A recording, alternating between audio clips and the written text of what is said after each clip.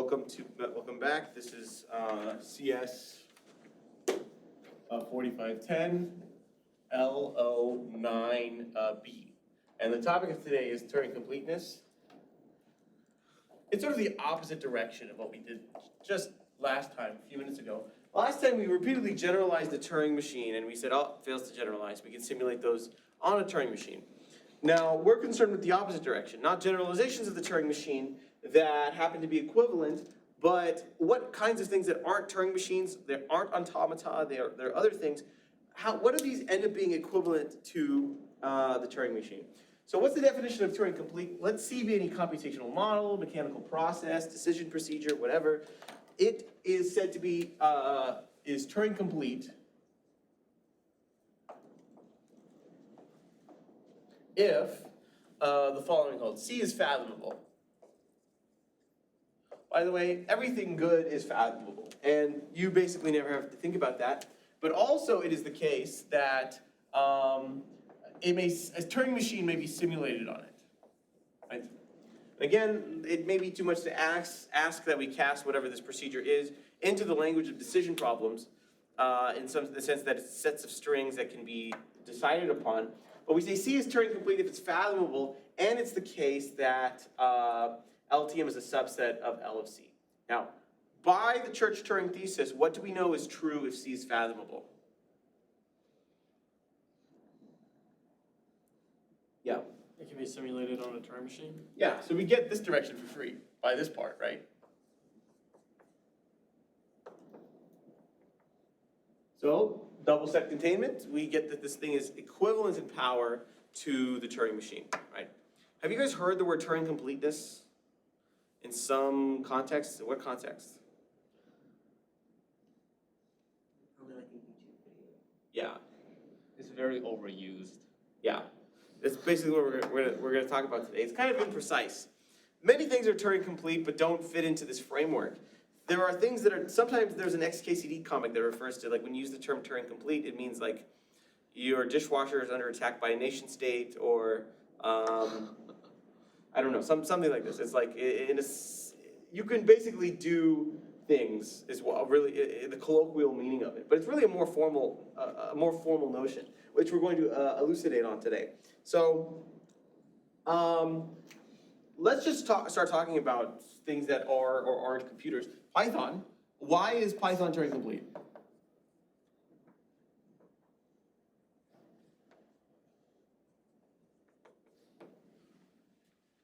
You may have heard a language being referred to as Turing complete, a programming language in some sense.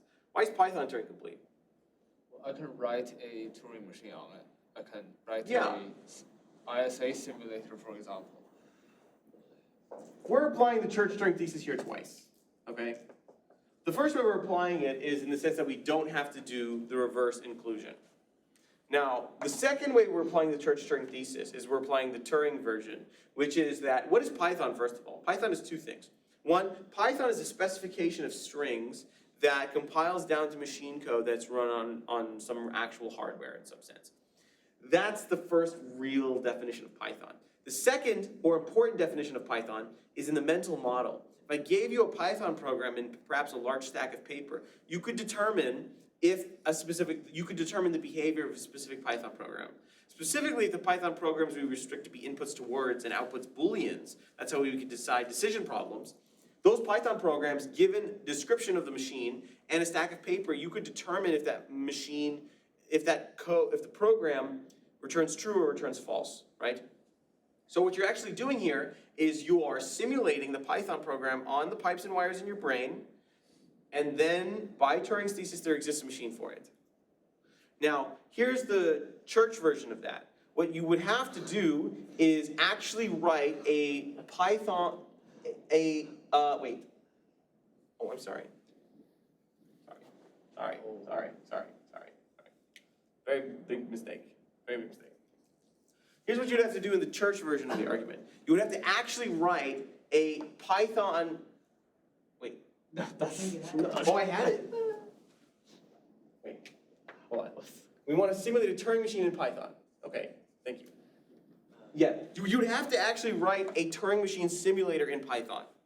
You can go to GitHub and search it. I'm sure one exists. But after you do so, you've demonstrated that the language is Turing complete. Why? Because you can simulate a Python program on a Turing machine. Other way around, you can simulate a Turing machine on a Python program. Second observation is like, what's really the difference between every programming language? Like everyone uses programming languages. People have preferences of programming languages. I'm choosing Python because that's my preference. Other people like other things. If you think about it, this doesn't really rely on the Python part of the problem. You could have done this in C or Java or anything else you wanted, OCaml. Doesn't really matter. Why doesn't it really matter is like, so what that really tells you is like, as long as you can implement a Turing machine on any language, it's Turing complete. So that's kind of a low bar. Like languages can do all kinds of other stuff. They have different memory allocation strategies. They have all kinds of safety features. But to be Turing complete, all you need to do is simulate a Turing machine on it, perhaps in a very slow and stupid way. That's sufficient, it turns out. Question? Can I make the argument that I can't because I don't have infinite memory? We'll talk about that later. At the end of today, that will come last 20 minutes of class. We'll formalize that argument. Yeah, but what this really shows as well is that people choose languages, like programming languages, not because of possibility. They choose programming languages because of accessibility features. So maybe they like the syntax. Maybe it works on their specific hardware. Maybe it has, it's easier to use. Rust has built-in safety features, right? But in no way is it possible that you are able to implement an algorithm in one language and not in another. So people do not choose languages based on possibility. They choose languages based on accessibility features.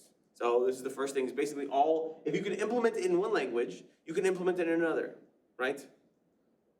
Every C++ program is also a C program if you implemented C++ in C, and then that's now the C program, right? So the distinction between such languages is completely arbitrary, and it's as arbitrary as the choice of Turing machine, right? They're all equivalent.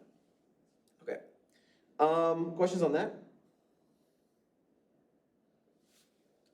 Lots of rambling today. Let's talk about a thing that's not an automata. Let's talk about string producing systems. So we have a few kinds. We have regular grammars. And regular grammars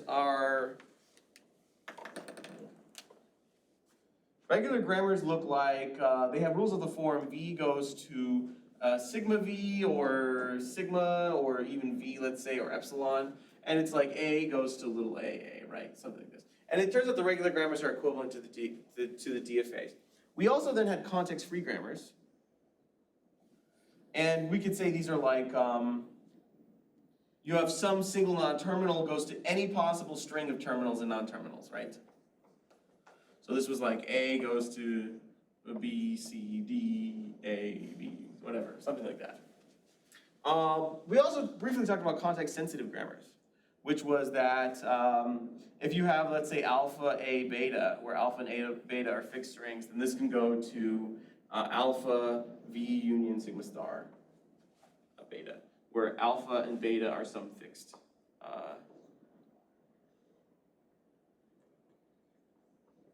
Something like this, right?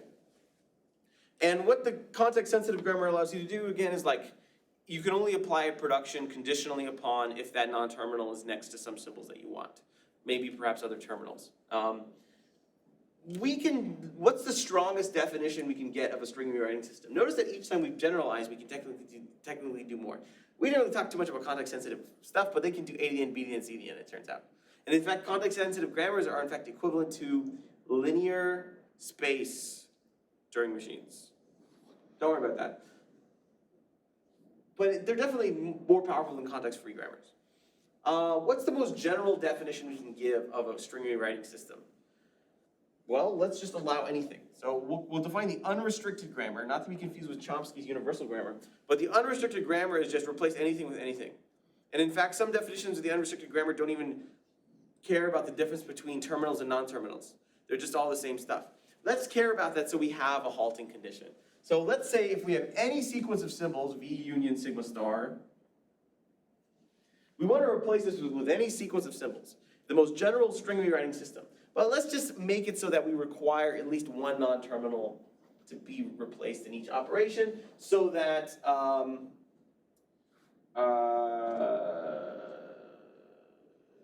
we have some kind of stopping condition, right? So let this be like this.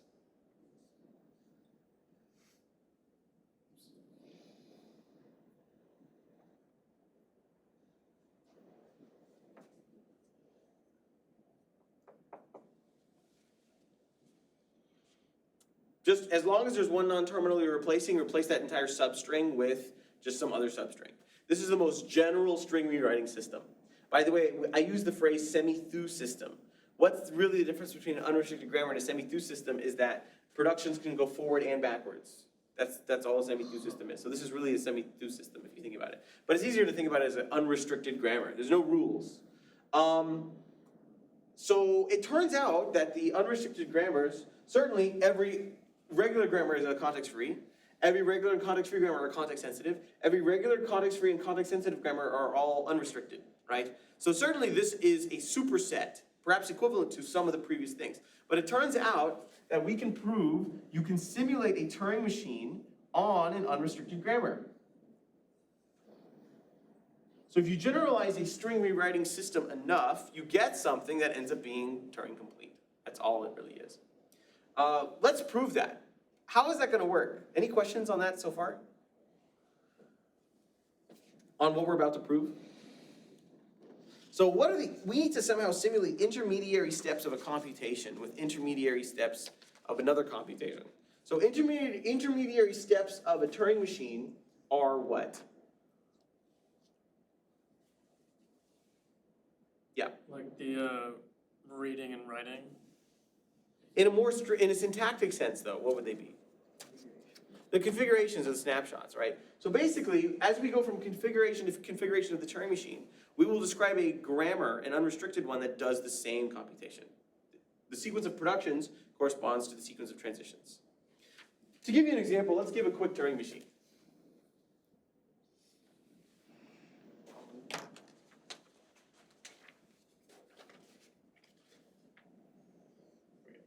So let's suppose we have the bit flip machine again.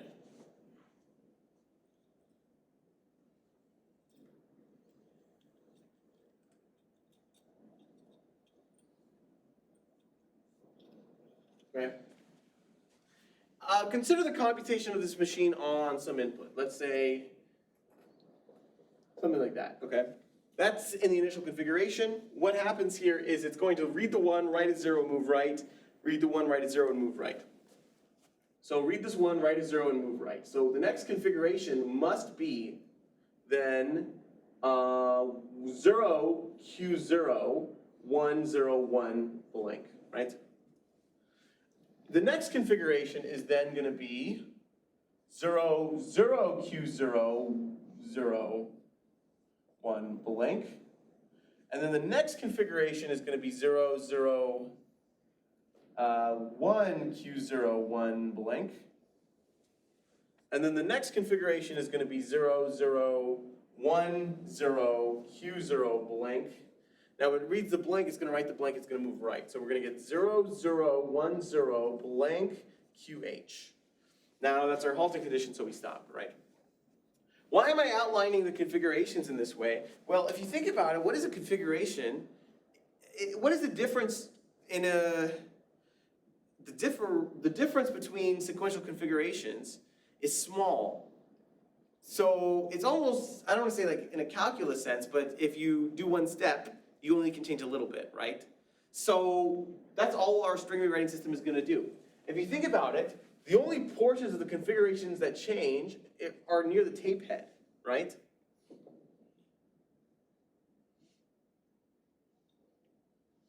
Everything else stays the same.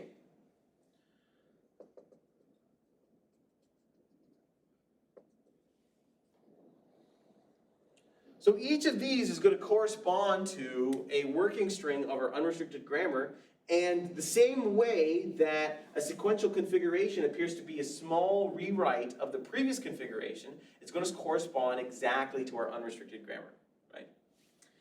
Suppose we have a production of the form, let's say we're at some A, B, Q, I, C, D, right? Let's say we're at some configuration like this. And let's say the next configuration is going to be that we read C, write C prime, and move, let's say, right. The next configuration should be what?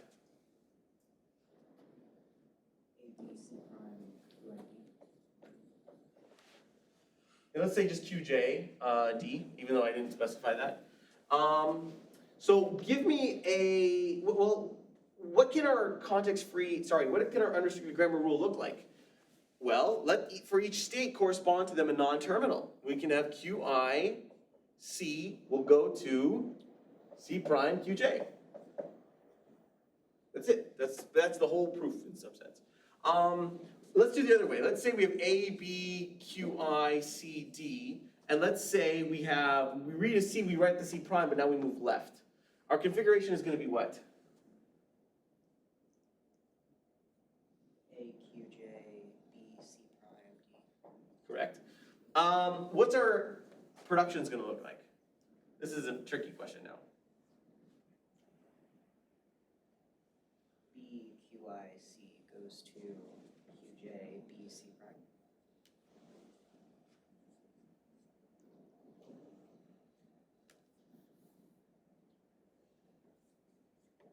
I think that's what you said, right?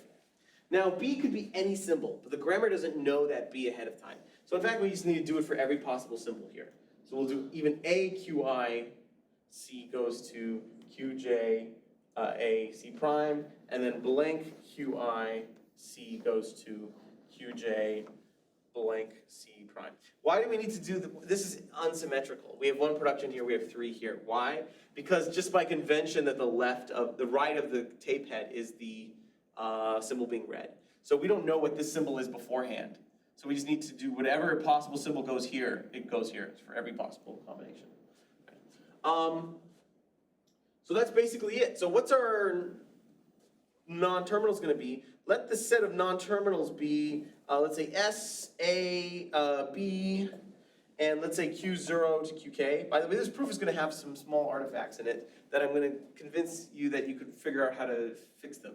But the important part is this simulation step. There's just a little bit of baggage in the way of like a machine having input and accepting versus a grammar taking no input but non-deterministically just getting all the right strings.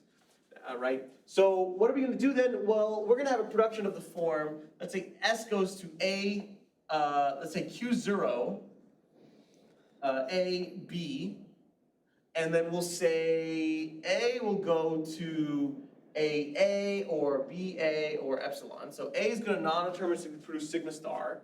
So every possible word that could be the input to the machine, just begin with a production of that. And then if we need extra blanks, we'll have B go to a blank B, right? So B is a blank producing device, right? There's a little bit of a problem here because the configurations aren't exactly the input as we see, right? And then if Q is an accept, if QF is accepting, then we do QF will go to the empty string, right? Remove that non-terminal from the computation. There's a bit of baggage in the way, as we see, right? There might be blanks left over, which the machine would accept, but we don't want to, and so on. Like, yeah. What if the machine,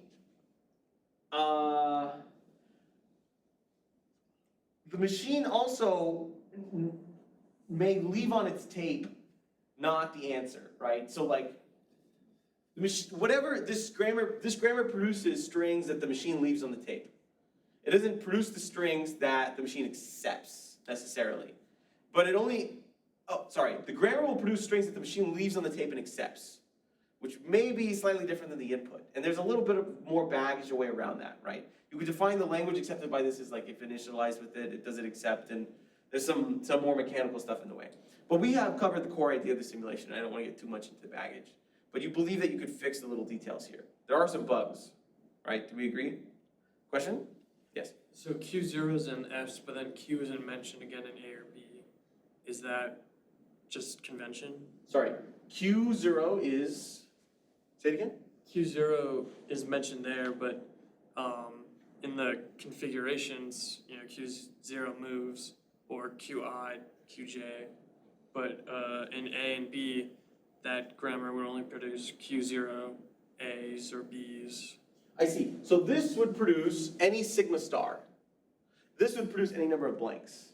So after a few productions, you would get Q0, sigma star, and then blank star, right? Which would correspond to a sufficient enough initial configuration. Oh, so we're creating the initial, Yes. okay. We're just seeding it correctly, and then it'll run. Oh, gotcha. Yeah, it's kind of, again, a baggage problem. Let's run through some configurations. So, and you would do this I and J thing for all possible transitions of delta. So you would set this whole up this way, right? Were we to do, let's see if we convert that machine into such a grammar. We would begin with S, some steps would pass, and then we would have Q0, 1101, blank, and let's just say B. We just don't epsilon out the B yet, right? We do some more, the next configuration would be, we would have a production of the form Q01 goes to 0Q0, right? So the next production would in fact be 0Q0101 blank B, right? And then the next one would be, well, here's this rule. Then we would go to the next one, right? Which would be 0 Q0 01 blank B, and so on. And notice the symmetry between these configurations and these configurations. That's sort of the important stuff. There's a bit of baggage and detail in the way, right? More questions? Right, eventually this B will epsilon out. We would have to deal with these trailing blanks. Maybe we make, for example, the blank some kind of conditional non-terminal, and then it can remove itself, or we have some other non-terminal that sweeps over stuff to remove blanks before stopping. All kinds of crazy stuff you can do. Yeah. Is the blanks just kind of creating these squares on the tape? Yeah, so basically, the Turing machine tape is not really infinite, because you can't use its infiniteness usefully.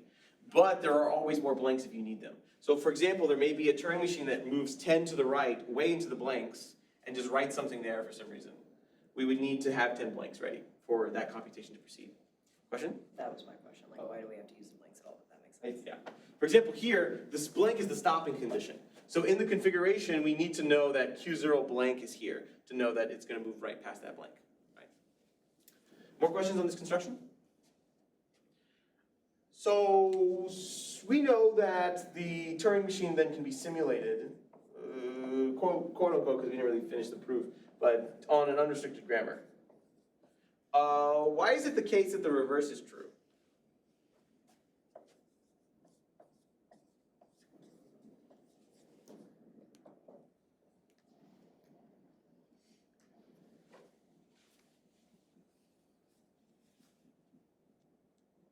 There's a good answer and a bad answer. Can I say the bad answer? Yeah. Can I say think about it? That's the good answer. Oh, darn. The bad answer is like if you, in the church world, you can figure out the actual simulation, take an algorithm which has hard-coded the rules of an unrestricted grammar, and it takes as input and determines through some kind of complicated production algorithm that, you know, like, I mean, it was even difficult for us to determine if a context-free grammar can produce a word, right? So you would have some machine that checks, and maybe it gets stuck in a loop on some computations or whatever, but like, it somehow tries to check over and over that the unrestricted grammar produces a word. It's mostly solvable, right? The better answer is because you can think about it. So you just throw church Turing at it, you don't have to, sorry, not church Turing, actually just Turing. You throw Turing thesis at it, you don't have to think about it too detailed. You just like, obviously I know I can do that. So I'm going to just perform the distillation, I get the Turing machine out of it, the Turing machine exists. I don't know what the Turing machine actually is, I don't know how many states it has, but it exists. Good enough. Right. Question on this proof? Okay, homework problem. I gave you, what kind of device did we have on the homework? 5 or Five. 4? I don't remember. Oh, my whole 4 is screen due was not up. tomorrow though. Sorry, I didn't change the camera at all for that entire proof. So let's just leave that up there. I forgot, which of homework 4? Is homework 5 even out? It'll It's go out not today. Okay, sorry about that. Homework 4, problem 1, something like this. What was that? It's a frequency problem? Sorry, Yes. problem 2? I'm forgetful. I'm looking at it right now. Problem 2 is let R be a regular language and let C be a context-free language. Oh, problem 3? Problem 3 is suppose we have a push-down automata with 2 stacks. Okay, yeah, so let's consider PDAs with 2 stacks. That's the one. Oh. So suppose we have a PDA with 2 stacks. 2 PDA, okay? Start throwing conjectures at it. Oh, actually, before we talk about the 2 PDA, let's conclude about the whole point of the unrestricted grammar, right? We know that the regular grammars correspond exactly to the regular languages, right? We also know that there's a certainly stronger class of the context-free grammars, which correspond exactly to something stronger. And then we know that there's technically this little thing here that we didn't talk about too much and probably won't, the context-sensitive grammars, right? And then we know here that we have the unrestricted grammars. Okay.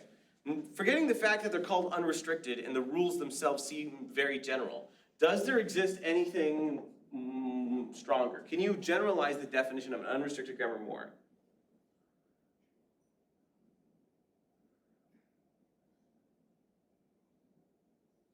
Yeah. In terms of producing strings, Sure. As string production devices, as rules that rewrite strings? I would say no. Why not? Because the definition of the unrestricted grammar is essentially that anything stronger, any grammar you could create with an unrestricted grammar that would be stronger, you could also create with an unrestricted grammar. Why? That's true, but why? Because there are no rules. That's following from the fact that it's called an unrestricted grammar. Suppose we called it something weird, like semi-through system, or through system.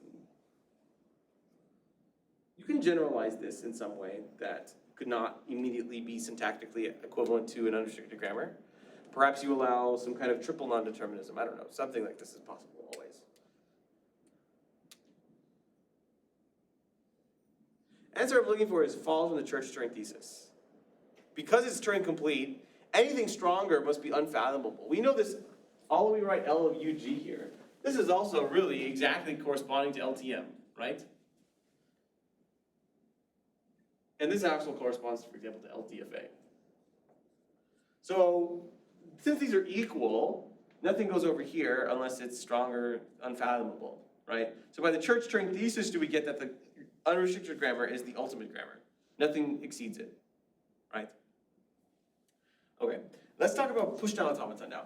Yes, question? I have one question, right? Since these languages are just sets, right? Can I hypothetically construct a set that has no pattern whatsoever but infinite? Yes, in some sense, every random language. So every language in a class is defined to have an automata that, we'll answer this question very intimately over the next 5 lectures. It'll come to us. But every language, in some sense, is described in a finite way. You have infinite set of strings described in a finite way, right? If a language is regular, it's highly patterned, it's extremely patterned, in the sense that you have pumping lemma arguments. If it's infinite at all, it's the case that longer strings are simply shorter strings with substrings copied and pasted over and over, right? Context-free languages, this is also true to some extent, but a lesser extent. And the stronger your automata gets, the more, and in fact, the more random your language looks, it turns out. These are very not random, and then these look closer to random. Now, you take a language, you take the other way problem, take a language, suppose you choose the strings uniformly random in there. Does there exist an automata for it? And if you think about it, the automata is really a description of the language that's quite short. A finite string, the code of the program describes the language better than the strings do, because you would have an infinitely long sequence to describe the language, but you would need, the program describes it in a much shorter way. That will create some problems for us, but just hold on to that thought for the next 5 lectures. We'll answer that very intimately. It'll just take us theory building, so. More questions on this one? I have to go Okay. introduce myself to a class, but I will see you on Monday and I'll catch up. Yeah, later. sorry about that. No worries. Okay. 2 PDA. What do you know immediately about the language is decided by a 2 PDA? Contrast this with everything we've done so far. Give me something really naive. that that you know about the language is decidable by 2 PDA. And again, to be clear, a language decidable by a 2 PDA is a PDA with 2 stacks. In a single transition, it can pop and push to both with non-determinism, right? Read from both, pop from both, and then push to both, and then change state. Read the input at the same time, right? What do you know immediately about the 2 PDA? Yeah. It's a Turing machine because it's a stack, right? So if you consider it as a stack that goes around. We don't know that right, yet, you though. Well, that's what we'll talk about in about 2 minutes. Okay. But there's something simpler we can say. What's fathomable? That's also true. There's something even simpler. What is contained in it? Oh, a PDA. Yeah, why? That's true. Why? You can just not use the second one. It's Yes. trivial stack. Exactly. Every PDA can be simulated on a 2 PDA just by ignoring the second stack. Okay. Why do we also know that these are not equal?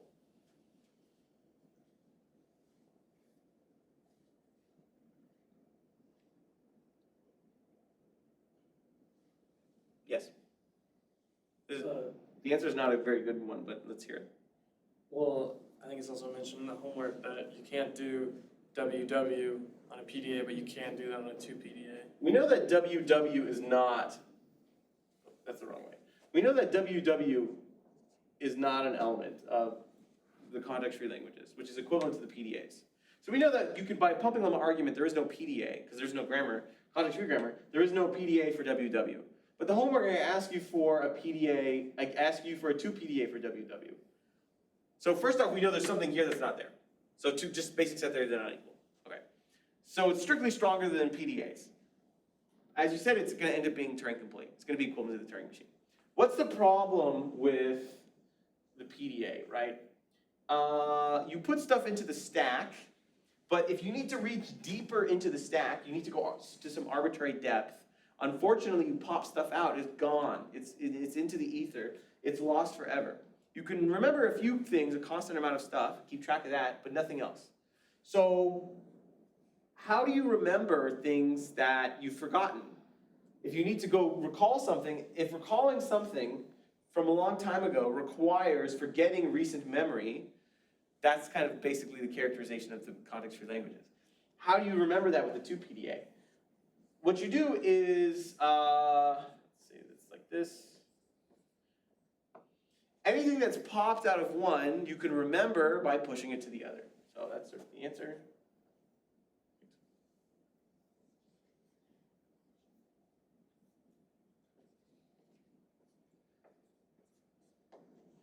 Okay. That's obviously, I mean, QET, that's a 2-way infinite tape. So you want to move left.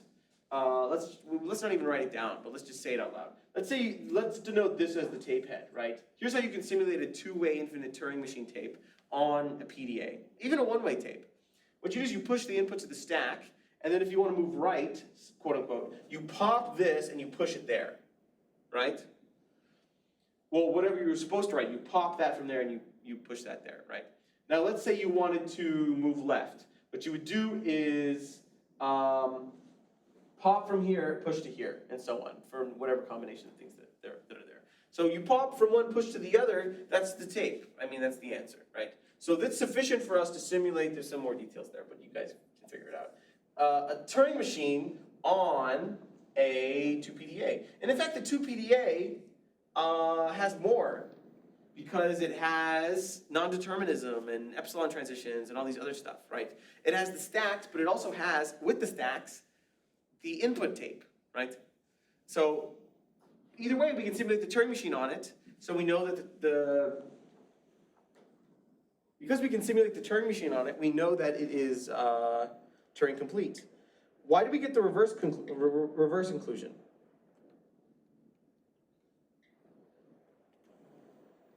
That a PDA is in a, because you can think about it? Yeah.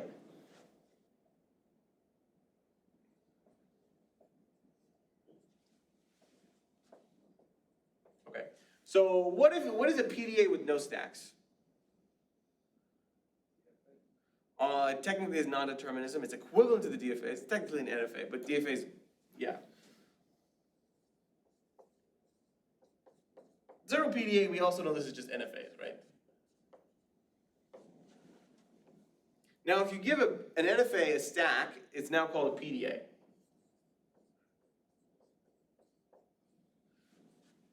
If you give a PDA 2 stacks, it's now equivalent to a Turing machine. Okay, so that's kind of what the structure that we have now. What about 3 PDA?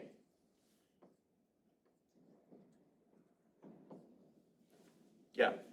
Is it similar to the multiple or KTM, where you have multiple tapes that can be replicated with one tape? What is 3 PDA? You have the right answer, but what's the question? What is 3 PDA equivalent to? 2 PDA? Yeah. Why can you simulate a 3 PDA on a 2 PDA?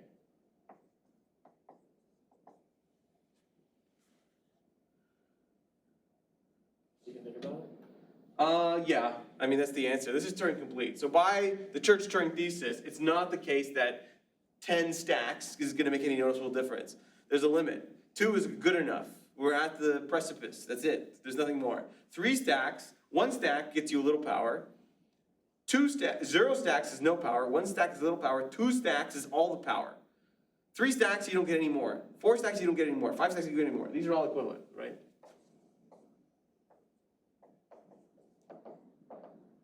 And these are all just Turing machines, right? This Yeah. is the same thing, but restated. If it were more powerful than a 2 PDA, then it'd be more powerful than a TM, Correct. and it would be unfathomable. Exactly, exactly. But you can obviously fathom it. So it's gotta be.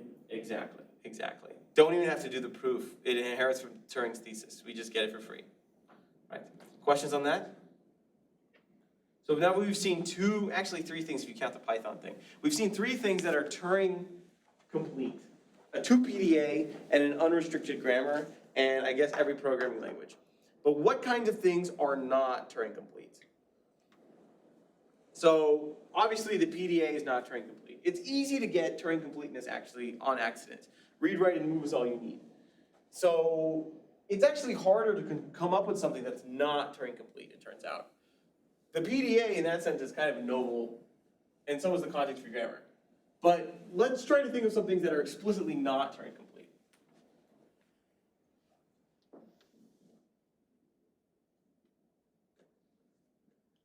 What is some kind of system or notion that does not allow you to do all that you think you can do with computation? Yeah. A finite tape. Exactly. If you have a finite space Turing machine, and let's define such a device. Okay, so let's consider a finite space Turing machine. We still want a machine though to take any input of any length. So what we'll do is we'll give it, like the PDA, we'll give it 2 tapes, quote unquote. We'll give it the input tape. Immutable? Yes, it is read only, write move only. Okay, it can't do anything there, but it's like the DFA or the PDA. Read only, write move only. Then we will give it a finite, what we'll call it a work tape. And the work tape can be read, write, whatever, it can do whatever it wants to there. But it's only got a couple cells, right?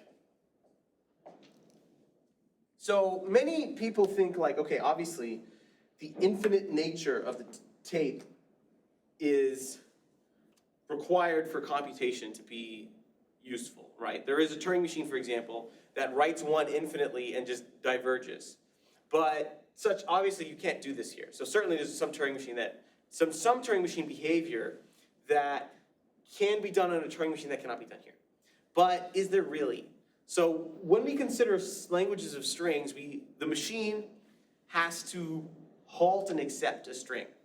So behavior that writes a 1 and diverges can be simulated by this, because by just a machine that loops back and forth over 2 cells. Because both machines are stuck in an infinite loop. And in some sense, they're stuck in different loops, but they're analogous loops. So that behavior can be simulated on this one, necessarily. It is technically strictly weaker, Where do we think the object lies, the Turing machine lies? Where on the, by the way, these levels, the fact that you have regular, context-free, and decidable, it's called the Chomsky hierarchy, right? It's analogously characterized by string rewriting systems, such as regular grammar, context-free grammar, unrestricted grammar. It's also characterized by the Turing machine variants, right? DFA, Turing machine. It's also characterized by PDAs with a certain number of stacks. So those are all end up being the same thing. Where on the Chomsky hierarchy do you think such a device lands? Yeah. Especially since you said it is weaker, I'd say it lands with the PDA. Okay. Can you simulate so let's think about that. I told you it was not Turing complete, so it's strictly weaker. But let's try to make an argument why it's strictly weaker. The infinite loop trick does not really, it doesn't help me here. Yes? The limited memory? Yes, but why? Give me a problem, like a literal, maybe a really concrete problem that a Turing machine can solve, but a bounded space Turing machine cannot. This tape, by the way, does not grow as a function of the input. It's always 4 cells, let's say. So even if you have input of length 1 billion, it's still 4 cells. Yeah. Sure. Yeah. Double a number every time. Sorry, what? If you just double a number every time. So maybe computing something exponential. So when we do computing, if we do this model of computation is also a decision one. If we were to consider computing, like the machine has to output a string, we would give it an extra tape and it would be unbounded. And it can only write the answer on that tape. It's not allowed to cheat and use that tape for work. But let's consider decision problems, one that are in the form of yes and no. Numerical problems are not bad because doubling something requires a lot of space. But can you do that without writing anything, or without writing down a lot? Also, it has to be phrased as a yes or no question. Yeah. So we need something with either a large intermediary step or a large number of intermediary steps. Sure. I think doubling is not too bad if you could modify that to get closer. Yeah. I say can't do WW or WWR. Can't do WW or WWR? Okay, let's think about WWR. So you're claiming we can't do WWR, okay? We read W, we couldn't write that down. That's pretty intuitive. And in fact, that would be an argument, not only is this not Turing complete, it's not even equivalent to the PDAs, because the PDA can do WW, right? It is not the case that you could even simulate a stack on this. Where would the stack go? There's no, right? Also determinism issues, but yeah. So what, if it's not context-free, what do we think it must be? Something less than that. So in fact, it's gonna be regular. It's the finite tape Turing machine is in fact equivalent to the regular languages. There are issues, we'll do 2 proofs, and then there are some philosophical issues we'll discuss. But let's do 2 proofs.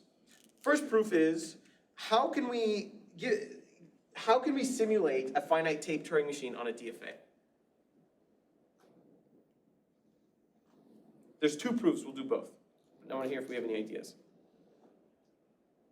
Yeah. For every possible tape, you make that a new state. Yeah, that's it. I mean, that's the answer. There's only finite amount of the configurations, right?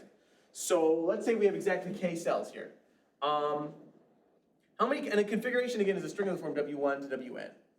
How many possible configurations are there? Well, there are k positions, this is a bit of combinatorics. There are that many states you could be in. How many possible work tapes are there? Gamma to the k, right? How many possible positions of the tape head on that are there? There's k possible positions.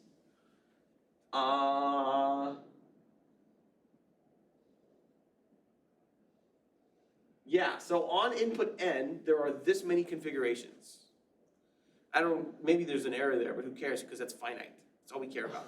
So what you do is you create, this is the start configuration, and every time you would read an A, write a B, or do something, you would go to another configuration, let's say B, Q, I, W2, WN, right? Something like this. you would have a lot of states, but that can be done with a DFA, right? And in fact, you just make this really huge DFA that goes through every possible configuration of the machine, and if the configuration is accepting, you make that state accepting, and so on, right? So you would just, that's all you do, okay, done. Questions on that? That's one proof. Conceptually, not too bad. Notice then that why is the Turing machine not equivalent to the DFA? It's not because it has an infinite tape necessarily, but because it doesn't have finitely many configurations. What is a configuration of a DFA?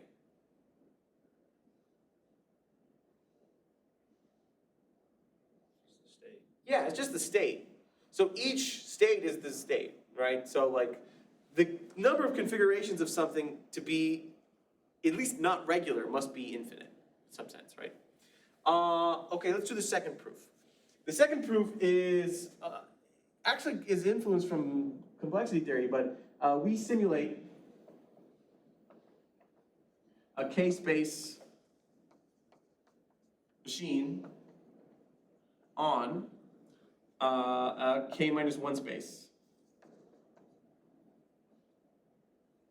If you can induct back down, then you're just going to be left with the DFA after doing this recursively, right? If you have 4 cells, you can do that with just 3, and then that with just 2, and then that with just 1, and then that with none. That's kind of the argument we're going to make in a second. Questions on how we're going to, I mean, not how we're going to do, but what we're about to show. So suppose you have a Turing machine, again, high-level arguments. And it also has access to exactly 4 cells.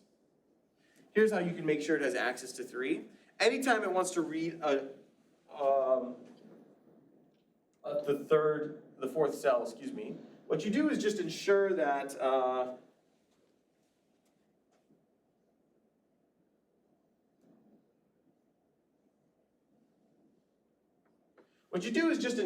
you could read that in the states. That information can be encoded in the states.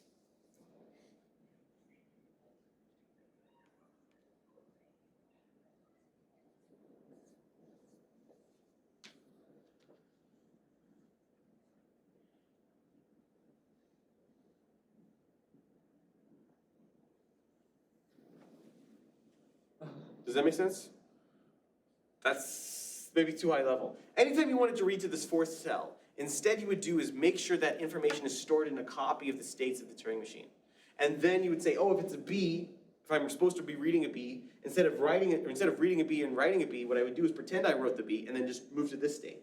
And then I would move through that copy of the Turing machine. And then if I ever wanted to go back to pretending there was an A there, I would just, instead of writing the A, I would just move back to the original copy, and so on. Same thing for blank, right? You recursively do this, it's going to have an exponential blow up in the number of states. Both of these are sufficient to prove that a finite tape Turing machine is in fact regular. Finite tape doesn't help you. Now, the question is, first of all, any 2 questions on this proof?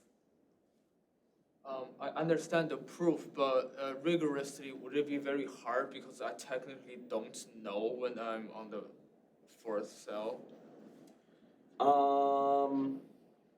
Like most of the simulation proofs, especially in today's lecture, they are very complicated, and the high-level idea is quite good. We did one formal simulation proof, if you recall, was CFG's PDA, so I just kind of don't want to do them. But the intuitive idea can be formalized. Of course. Yes. Right. Okay.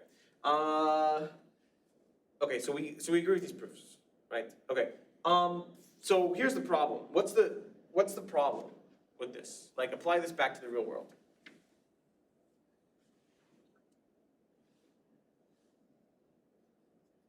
I mean, as I mentioned, this is not a Turing machine. Yeah. Every computer comes with finite space.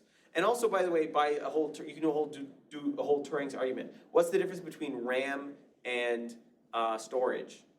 There isn't. It's all just the same thing. It's all blind. That's an engineering optimization. That's not no essential of computation. Speed of computation, yes, but not like power of computation, right? So you don't really need a distinguishing feature between RAM and storage.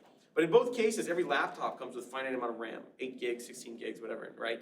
So some people read this and say, or some variant of this, and they get lost in the sauce, and they say, it's not Turing complete, okay? Here's an argument I saw online, pissed me off, so we're gonna talk about it. C addresses are 64 bits. A unit of memory can be addressed by an address, right? Okay? Therefore, because an address has a bounded length, there are at most 2 to the 64 possible addresses. Therefore, every C program, by the specification, cannot address more than 2 to the 64 quote-unquote cells.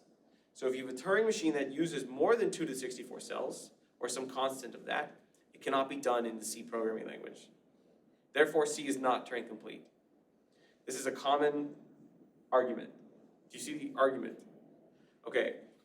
It's seductive at first because it's like, yeah, okay, that sounds right. But there's several problems with it. First off, it's not really the point. So both of these proofs require something about the number of states of the DFA. Both of these proofs require an exponential blow-up. If you have k states, cells, you can remove those k cells by 2 to the k, or some constant of that, an exponential blow-up, right? The number of configurations here, again, is exponential of k. Here, it blows up as a function of k, because every time you remove a cell, you double it. So if you remove one, you double the number of states. You remove another, you double the double, and so on. So both of these proofs require an exponential blow-up in the number of states, okay? It is not the case that your laptop or whatever could be simulated on a DFA. It's still not a DFA. Why? The number of states that would be needed for even, I don't know, 100, there's only like 10 to the 80 atoms in the universe. So the number of, let's say if you had a computer with, 100 bits of RAM, you could not simulate that on a DFA that was smaller than the current size of the universe, even if you allocated 1 atom per unit of space. You couldn't build such a DFA. So it's not the case the DFA is built and then it's stepped through. That's not how computation works. So in a very practical sense, it doesn't work that way. The second reason is that Turing never said that the Turing machine has like infinite amount of space. The Turing machine has, at every unit, at most a finite amount of the tape has been written to. And the analogy is if you need more space, you can get up and go get more. So let's say your computation exceeds 64 gigs of RAM, and your computer has only 64 gigs. You pause the computation, you go get more, and then you plug it in. And now you're running on a bigger thing, okay? Let's say if you exceed that, you can always go get more. Now then there's finitist arguments about the universe is so big, well we couldn't, I'm gonna run out of RAM on the Earth or whatever. It doesn't really matter. It's not important. If you say I take a Turing machine and I bound its tape, independent of its input size, that is a different model of computation than knowing that every Turing machine uses, when it stops, a finite amount of space. But the finite amount of space that it uses is undetermined until the computation is finished. That's the difference, before and after, right? And it's not even true in a programming language sense that there's a finite amount of memory that can be addressed by C.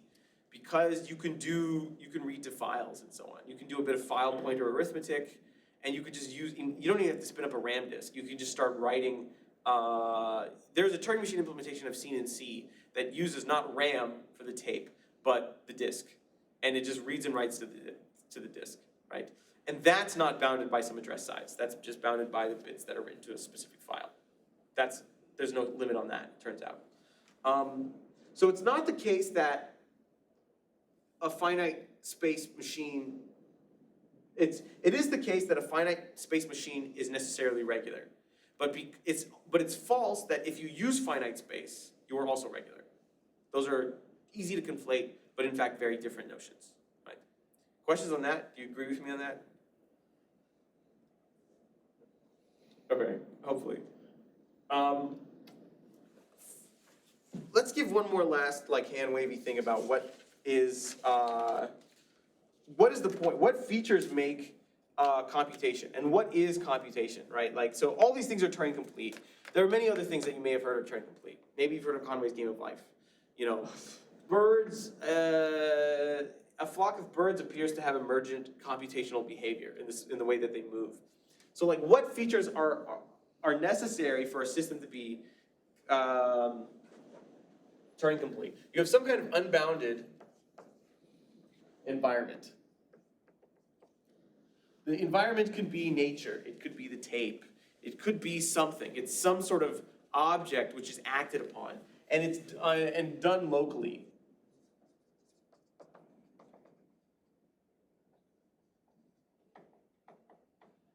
So nature, big and strong and whatever, but acting upon nature is done in small sequential local changes, right? You cannot, for example, the Turing machine cannot, in a single instruction, flip every bit of the tape. It cannot just say, change the whole tape to once in a single instruction. If it wants to modify the environment, it must do so through a sequence of steps, each done small and locally, right? Again, it's not really the case that the tape is part of the Turing machine. The tape is nature, the tape is the environment. The Turing machine is simply acting on its environment. The distinguishing between those two is that's really why it's not, the tape arguments, we don't really care. It's the world you're acting in and not part of yourself. What other features are necessary for computation? Program descriptions are finite in length. So the code of a program or the size of its transition function or the number of states and so on, such things must be finite. But infinitely many configurations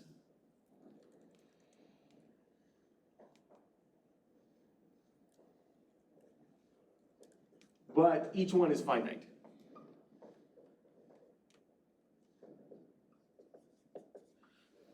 So the number of possible configurations of a machine could be infinite, but each configuration itself can be described in a finite way by a string, right? The no configuration of a Turing machine, you take the Turing machine, you run it, some middle step of it is not going to be an infinitely long thing. You can still represent the configuration as a string. Universality, or the ability of simulation. DFAs can simulate NFAs in really hard-coded ways, but that's not true of Turing-complete models of computation. In fact, you can say that, we said before that there exists a universal Turing machine, which takes as input string descriptions of M and W and outputs whatever M would do on W.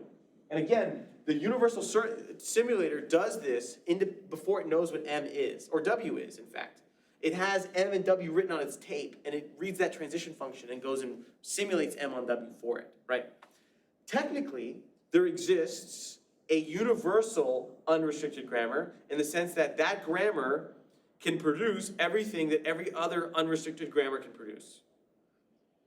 There exists a universal 2-PDA in the sense that on input, a description of a 2-PDA, the universal 2-PDA will output whatever its input's 2-PDA was supposed to output.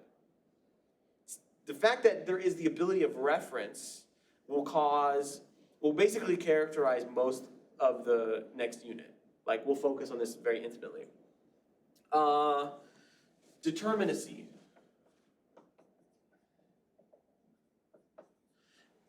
This is like basically at some intermediary step of computation, the next step of computation is defined explicitly, right? If you know CI and you know delta, then you know CI plus 1, right?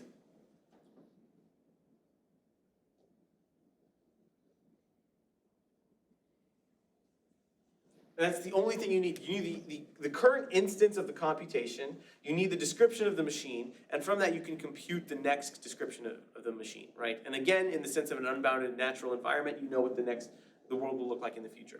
These are common properties of things that are Turing complete. And it's not like very formal in the sense like, oh, you've satisfied these checks, you're gonna be Turing complete. It's very vibes based. But this is like they all share these features, and this is all what allows them to be Turing complete. And where do they inherit this from? They all inherit this basically from Turing's thesis.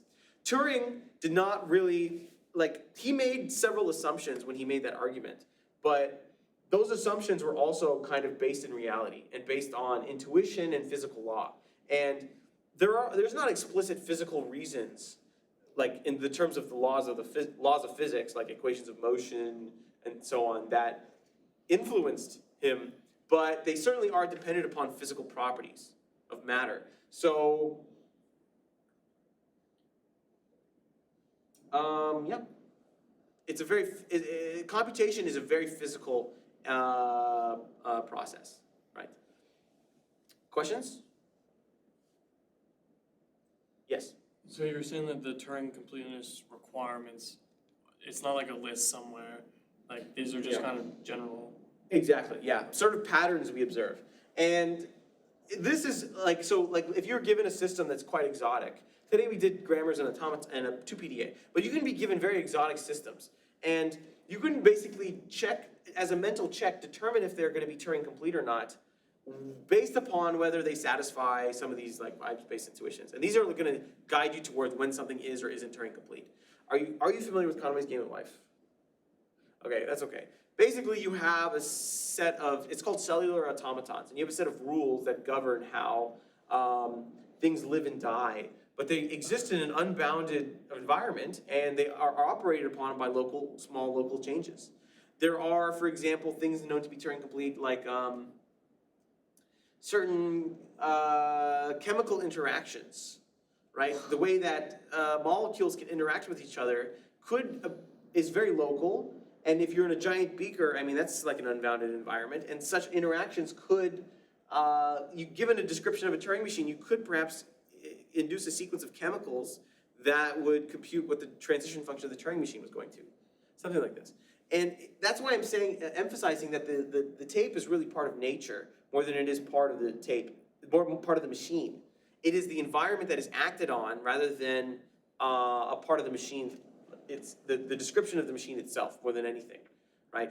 It's what is being, you know what I'm saying, right? It's not,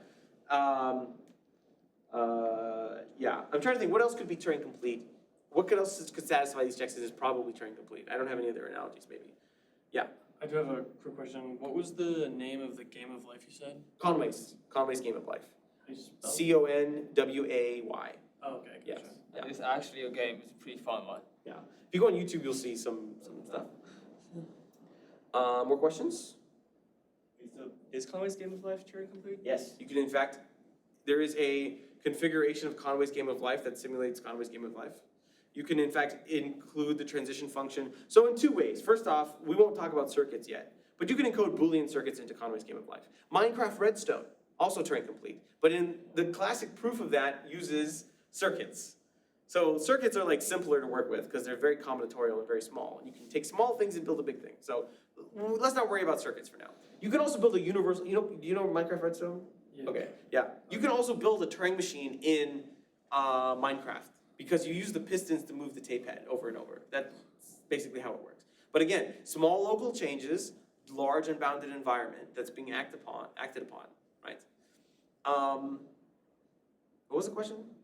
Conway's Game of Life is Turing complete because you can encode, it's quite complex, but you can encode a universal simulator in there, right? Lambda calculi, there is a lambda calculi expression that takes as input descriptions of other lambda calculi and then can determine something about those. That ends up being true in some fixed way. More questions? Yes. Yeah, of course, yeah. It doesn't matter, whatever, yeah. Let's say you have a more complicated system like Oracle machines. What properties would it have that isn't described by those three? That's a great question. It would require, Oracle machines also usually fall under the category of not satisfying the fathomability criterion. They're a classic example of this. So for example, if the Oracle is some problem, how do you simulate that on a Turing machine? If you have an Oracle machine, and the Oracle machine uses the Oracle's response, we'll talk about Oracles like at one of the last 3 lectures. But if you have an Oracle machine and it gives you an answer, an Oracle is like a magic 8-ball, okay? It like tells you yes or no in some way that you don't have information to. It's a black box. If you use the answer in some way to do computation, the simulator, the deterministic Turing machine, does not have access to the Oracle. How can it make the same step? So for such reasons, it's usually the case that an oracle machine does not satisfy the fathomability criterion, like the DIA. We can in fact prove that given specific oracles, but we're not gonna. Maybe I'll put it on the homework or something. But that's an example that does not satisfy the fathomability criterion. It would not satisfy determinacy here, for example. Because if you have CI and delta, you could not determine CI plus 1 unless you also had access to the oracle. Good question. Question? So because the Turing completeness requirements are not like explicitly stated, and assuming, let's say, Turing's thesis didn't exist, you would have to use Church's thesis, which is you'd actually have to build a Turing machine Yes. for anything that you would want to prove is Turing complete. Yes, and I'll tell you, even the more exotic your system is, it's more useful to actually simulate your, actually do the simulation. Because it could be the case that it might be like context free or something. Just because you can think about it does not mean immediately that it's Turing complete, because it could be at some lower level. There are, for example, programming languages that are built specifically to not be Turing complete. I think Bitcoin uses a stack-based programming language, for example, because they don't want someone to accidentally encode an infinite loop in a transaction. And by using a stack-based thing, they can guarantee that everyone's programs, quote unquote, are going to stop after a certain number of steps. And that lets them do that solves network problems, stuff like this. There are contrived languages that are specifically not Turing complete, but you can still think about them. So they're simulatable on a Turing machine and the human mind. So Turing complete. So the regular grammar isn't Turing complete. Correct. So there's a lot of things that aren't Turing complete. Yes. Okay. But many things are, like in a practical or an average sense, Turing completeness is such a low barrier that almost everything accidentally ends up being Turing complete, right? And that makes, although we spent a lot of time studying the DFA and NFA, those are very much more exceptions than they are common. Read, write, and move is all you need, in some sense, right? The context-free grammar cannot rewrite, it can only write. What else? The formal way to prove if a system, anything is Turing complete is that you simulate the Turing machine in it. For example, recall in Python, if you can write a Turing machine simulator in Python, that's sufficient to prove Python is Turing complete. So in whatever system you have, if you could actually figure out the way to simulate the Turing machine transition function, you're good. Great questions. Any more? Yes. Last one. No, it's good, it's good. So the tape is not, I want to say the tape is not part of the Turing machine, but the way you described it, how the tape could be anything, whereas the actual machine has to have the delta functions. Is that correct? It's more of like an intuition rather than anything important. It doesn't matter if the tape is part of the machine or not part of the machine.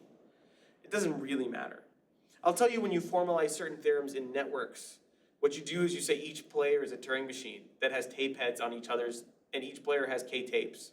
And that each player has a tape head that writes a message on the other player's tape. That's how you send the message. Doesn't really matter. You know, it's like, whether or not you consider the tape as part of the machine or not part of the machine, that's intuition rather than something formal. The configuration, though, must contain the information of the environment, which is the tape.